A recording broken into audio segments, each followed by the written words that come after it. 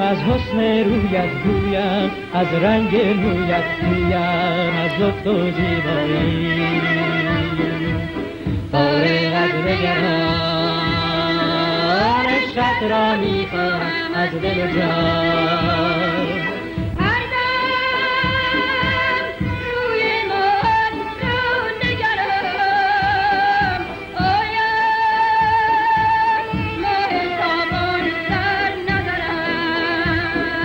در رویت میبینم یک دنیا زیبایی.